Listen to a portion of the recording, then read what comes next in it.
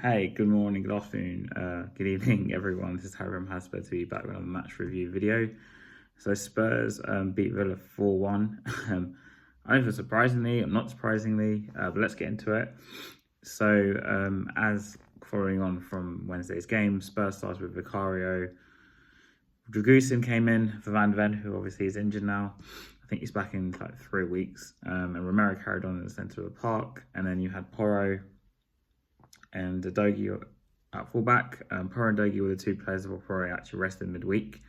So they returned straight in. And the midfield three, which I thought the best midfield three, started in midfield today. Bent, Korsar and Kulusevski. And then you had the front three of Son, who came straight back in. We'll talk about him a bit later on. And then you had Solanke up front. And Johnson carried on at right wing. And Villa pretty much started with the same team I think they played in the Premier League last game, because they did rest, if I'm not wrong, like pretty much the whole team last game in the Cup, which they did lose at home to Palace. And yes, Spurs started the game. And Villa's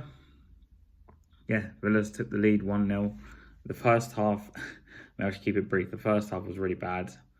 On another day, maybe things could have been different, because Spurs didn't start the first half very well at all.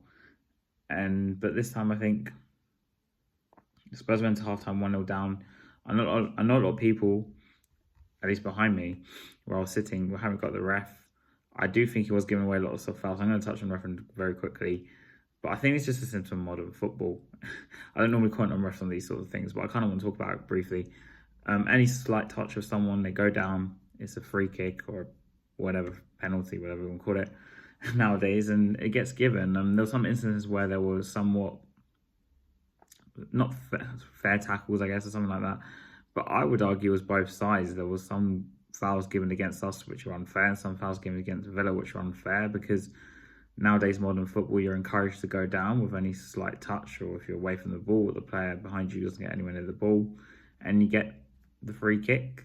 And there was a very big symptom of the first half. I know the fans booed the ref again. I think it was like that in the last home game at half time. And lo and behold, we were 1-0 down. And the second half, surprisingly, there weren't actually any changes. But Spurs started better. And I know someone's alluded to the fact that under Conte it was quite similar. The first half we weren't that great, and the second half we were a lot better. And apparently it's like the 9th time we come back from behind under Ange or something. But yeah, Spurs went on the game 4-1. Villa didn't have that many chances in the second half, and that was kind of reflected in the changes Emery made later on. And I felt like kind of we just beat them really badly, really. The equaliser came from Johnson, somewhat against it on the play though. Across from Son, who I noticed in the second half, he was playing a bit more in field, and Dogi was playing a bit further wide, which is kind of where the goal came from, because Son was just a lot nearer in. And it was a good cross.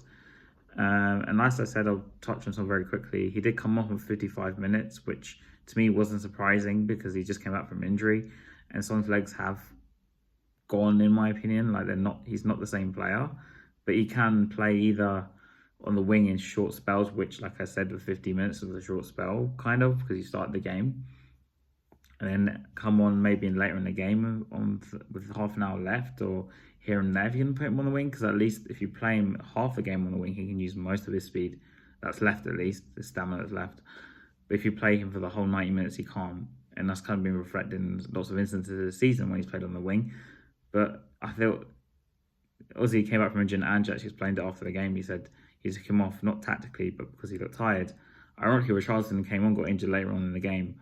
But Richarlison did get the assist for one of the goals as well. But yeah, Johnson's tap-in made it 1-1. Solanke scored, which I was very happy about, actually. And it was like a ball through their defence, and a lot of us thought it was offside. I thought it was offside. I've yet to see actually the replay when I'm recording this, but I'll probably go back and watch it. But I did think he was offside, but he was through on goal, and he just put it past Martinez. It's like the Villa's line didn't really work in that instance. And then he got another one. So Solanke got 2 goals. But this, I think, it's been 7 games since Solanke scored or something. I don't know if it includes the England games or not. I can't remember, but it's 7 games in his career he's not yet scored, and he's got 2 today. So that's good. And then Maddison came on later in the game and scored a lovely free kick to make it 4-1. And now this is the first big team I remember us beating, like completely honestly, because I don't really count the City game because we did rest. Well, they rested like most of their team, and they probably had 2 or 3 first teams at most in that lineup. And yeah, this was the first game I think we've won since December 2023, which is like a big side really. In context, like I don't really count United because I had 10 men, and this is not the same United we're talking about as years and years ago.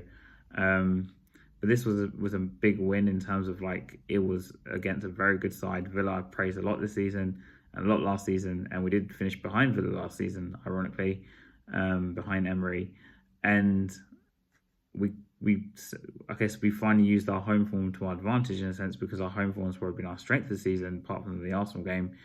And you would fancy us at home to win most games anyway. I mean, yeah, I'm not going to compare Ange to previous managers now. There's another discussion, but we should be expecting to win our home games. I've got Ipswich next Sunday. I'm not expecting anything less than 3 points. We should be beating Ipswich at home. Of course, we've got Galatasaray midweek. I'll just touch briefly on that. I think that game, I'll take a point right now. I think it's going to be a very tough atmosphere.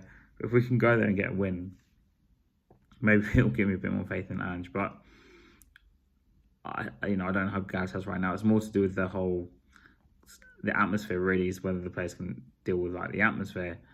But yeah, good win. We move on. Like I said, I expect us to beat Ipswich next Sunday. If we get something against Galatasaray, I'll be happy. But there's a long way to go, and we need to make these wins against teams like a regularity rather than just a singular thing. And this is, right now it's just a singular thing. So, and unfortunately, with Ange, based on his like words and his tactics and his words, like I said, in press conferences, and just the way he talks to the media and talks to fans, and his CV, I hate to say it, his CV is not that great.